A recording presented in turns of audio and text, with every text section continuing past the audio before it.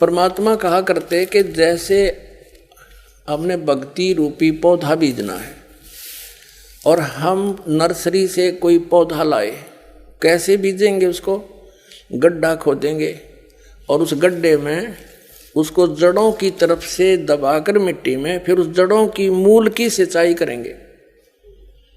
तो मूल की यानी जड़ की पूजा करेंगे हम, तो वो पौधा पेड़ बनेगा, उसकी टहनियाँ बड़ी बड़ी हो जाएंगी, 3 गुण रूपी शाखा।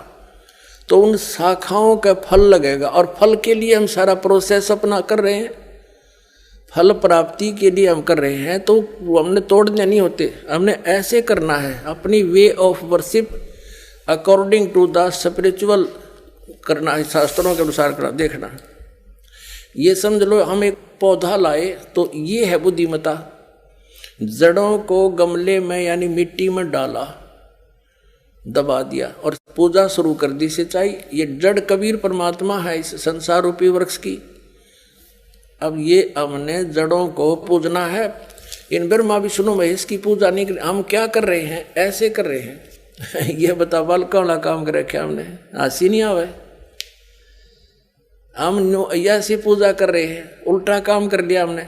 ब्रह्मा विष्णु महेश को हम इष्ट रूप में पूज रहे हैं, गमले में ला दिए ब्रह्मा विष्णु महेश और ये पूजा कर रहे हैं। तो कोई क्या कहेगा? समझदार व्यक्ति ने घर सीधा कर ले इसने, और वो लड़े, हट जा दूर, खबरदार तूने क्या कर दिया। अब देखो जड़ छोड़ दी हमने, अब जड़ ऊपर रहेगी तो भक्ति रूपी पौधा सूख गया। ये यूजलेस है, ये शास्त्र विधि को त्याग कर शास्त्र विरुद्ध साधना है, ये उल्टा बीजा हुआ भक्ति रूपी पौधा। और हमने ऐसे करने को कहा, तो इसमें इसकी पूजा करेंगे भगवान कबीर साहब की, फिर हमारे शास्त्र अनुकूल कर्म बनेंगे। शास्त्र अनुकूल संस्कार होने से ये फल ब्रह्मा विष्णु महेश ने देना हमारे को, क्योंकि यहाँ के ये प्रधान है, इविन का फल लगेंगे। अब इसका प्रमाण देते हैं। अपने आत्माओं परमात्मा ये कहा करते, तुम साधना ठीक करो और फिर आपको लाभ होगा पूरा। अब तुम साधना कर रहे हो उनकी जो आपको कुछ दे ही नहीं सकते। अब जैसे आप किसी फैक्ट्री मालिक की नौकरी कर रहे हो, तो नौकरी उसकी कर रहे हो, आपकी हाजिरी लगकर तनख्वाह बनकर कैशियर के पास आती है, अकाउंटेंट के पास आती है। अब तनख्वाह तो देंगे अकाउंटेंट और वो कैशियर, लेकिन वो देंगे आपका वर्क डन, और वो भी उस मालिक की मजदूरी करोगे। तो यदि उस आप लागे अकाउंटेंट और कैशियर की जूते साफ करन, उसकी प्लेट धोना, वह नौकरी दी छोड़ आपने, वो खा के देंगे आपको, लोग भाजत चाह बिना प्याओ टाइम पे। तो इसी प्रकार हमने पूजा तो करनी है, मजदूरी तो करनी, इष्ट रूप में तो पूजना परमपिता को, कबीर साहब को, और फिर उससे बनेंगे हमारे शास्त्र अनुकूल जितने भी शुभ संस्कार फिर देंगे। यही यहाँ पर जब तक आप यहाँ रहोगे तो यहाँ के ये प्रधान है, इन्होंने हमारा वर्क डन देना है। जैसा कर्म करेगा फल देगा भगवान, इनका ये आखिरी विधान था। तो ये भगवान तो वर्क डन ही दे सकते, इसमें ऐड नहीं कर सकते। और फैक्ट्री मालिक बनवाने करा के दे तोहफे में, यानी परमात्मा हमारे मालिक हैं, मालिक तो कुछ भी दे सकता है। अब और थोड़ा सिखा दिखाते हैं, क्योंकि कंसेप्ट इससे जुड़ा हुआ है। इसी गीता जी अध्याय नंबर 3 के, ये श्रीमद् भगवद गीता अध्याय नंबर 3 के आपको दिखाते हैं, श्लोक 10 से लेकर 15। ये देखिएगा, श्रीमद् भगवद गीता अध्याय नंबर 3 के और श्लोक नंबर 10। प्रजापति ब्रह्मा ने कल्प के आदि में यज्ञ सहित प्रजाओं को रचकर कहा था, तुम लोग इस यज्ञ के द्वारा, यज्ञ माने धार्मिक अनुष्ठान, शास्त्र अनुकूल वृद्धि को प्राप्त हो। यह यज्ञ तुम लोगों को इच्छित भोग प्रदान करने वाली हो। 11वें में कहा है, यज्ञ के द्वारा देवताओं को उन्नत करो और वो देवता तुम लोगों को उन्नत करें। इस प्रकार निस्वार्थ भाव से एक दूसरे को उन्नत करते हुए तुम लोग कल्याण को प्राप्त हो जाओगे। 12वें में फिर कहा है, यज्ञ के द्वारा बढ़ाए गए देवता, बताओ देवता ने क्या हम पकड़ कर बढ़ावाएंगे, खींच कर बढ़ावाएंगे उन्हें।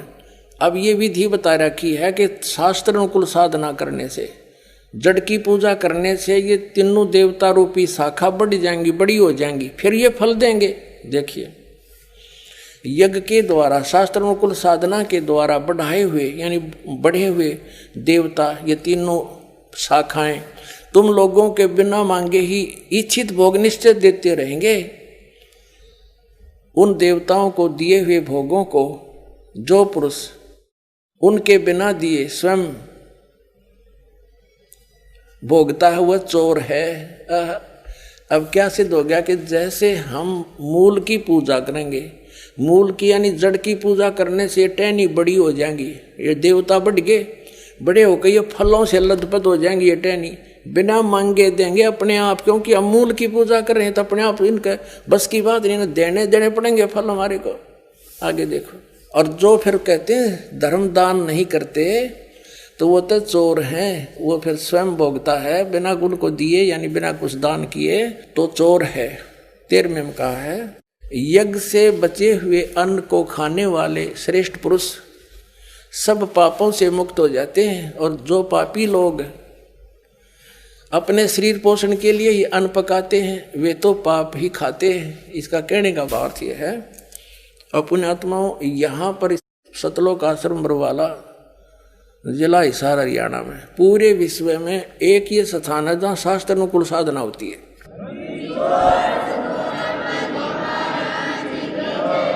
ये क्या बता रहे हैं, यज्ञ से बचे हुए अन्न को खाने वाले श्रेष्ठ पुरुष संत यानी अच्छी आत्मा तो सब पापों से मुक्त हो जाते हैं। हम सबसे पहले परमात्मा का भोग निकालते हैं, भोजन का भी, हलवे का प्रसाद बनकर आता वो भी, उसको भगवान के भोग लगाकर फिर शेष अन्न को वितरित किया जाता है। तो ये कहते हैं यज्ञ से बचे हुए अन्न को खाने वाले संत, साधु संत भक्त, यज्ञ से बचे हुए अन्न को खाने वाले संत है यानी साधु संत भक्त आत्माएं, अच्छी आत्माएं सब पापों से मुक्त हो जाते हैं। अब कहने का भाव ये है कि यहाँ पहले भगवान को भोग लगा के शेष बचे हुए अन्न को उसके बच्चों को वितरित किया जाता है, वो महापाप नाशक बन जाता है। तो यहाँ आओगे तो सारी साधना मिल लगेगी आपने, तो सब पापों से मुक्त आप होगे, ज्ञान सुनोगे, धर्म यज्ञ, ज्ञान यज्ञ, प्रणाम यज्ञ, सारी यज्ञ, सब साधना पूरा ट्रीटमेंट दिया जाएगा। फिर कहते हैं जो दान धर्म नहीं करते वो तो चोर हैं भगवान के। जिन हर की चोरी करी और गए राम गुण भूल, ते बिदना बागुल किए वो फिर झूले उल्टी झूल। कहते हैं जिन हर की चोरी करी, भगवान ने जो आपको दान दिया है, धन आपके संस्कार में, उसको आगे दान जो नहीं करता वो तो चोर बताया भगवान का। तो फिर क्या बताते हैं देखिएगा, आगे इसमें निष्कर्ष निकल रहा है। अब 3रे अध्याय का हमने ये 13वां श्लोक पढ़ लिया। यज्ञ से बचे हुए अन्न को खाने वाले श्रेष्ठ संत माने आप अच्छी आत्माएं सब पापों से मुक्त हो जाते हैं, और जो पापी लोग अपना केवल कमाया और खाया वहीं तक सीमित हैं वो तो पाप को खाते हैं। अब 14 और 15 में एक निर्णायक ज्ञान दे दिया। पहले इनका अनुवाद पढ़ाएंगे इंजीनियरों का, फिर समझ में आएगा। संपूर्ण प्राणी अन्न से उत्पन्न होते हैं, अन्न की उत्पत्ति वृष्टि से होती है, वृष्टि यज्ञ से होती है, यज्ञ इसका अर्थ है शास्त्र अनुकूल कर्मों से जो होता है वो विहित कर्मों से उत्पन्न होने वाले हैं, यज्ञ यानी धार्मिक अनुष्ठान। और कर्म समुदाय को तो ब्रह्मो उद्भवम, इन्होंने ब्रह्म का अर्थ वेद कर दिया है। कोई बात हुई, ब्रह्म का अर्थ वेद कर दिया। ये लिखना था कि देखो हम यहाँ पर आए इस काल के लोक में तो हमने कर्म करके ही मिलेगा, ना कति नहीं मिले। तो कहते हैं ये कर्म लगाए ब्रह्म ने बनाया विधान यहाँ का, और ब्रह्म की उत्पत्ति हुई परम अक्षर ब्रह्म से, उस परमात्मा से, सच्चिदानंद घन ब्रह्म से। इसका अर्थ तो ये है, लेकिन इन अज्ञानियों ने कुछ ज्ञान तो था नहीं, सारे उल्टे अडंगे अड़ा दिए। ये देखिएगा, कर्म समुदाय को तू वेद से उत्पन्न नहीं, ब्रह्म से उत्पन्न हुए, और ब्रह्म अक्षरम उद्भवम अविनाशी परमात्मा से, यहाँ ब्रह्म लिखना था, ब्रह्म ये काल अविनाशी परमात्मा से उत्पन्न हुआ जान।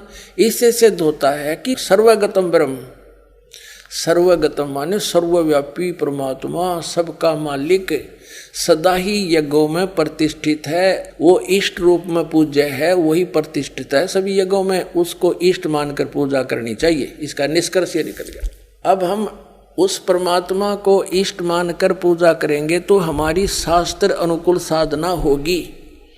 और इसमें कहा है कि सारा जो शास्त्र अनुकूल साधना करने से हमारे शुभ संस्कार बनेंगे। ये भक्ति रूपी पौधा बड़ा होगा, ब्रह्मा विष्णु महेश के पास हमारे संस्कार जाएंगे और ये बिना मांगे आपको देंगे, आपको बिना मांगे देंगे। जैसे फल लदपत हो गए टहनिया के, आप भी खाओ, रिश्तेदार भी ले जाओ और पड़ोसी भी तोड़ ले जाओ तो भी समाप्त ना हो। तो इतना इस प्रकार हमारा ये पूरा भक्ति क्रम पूरा होता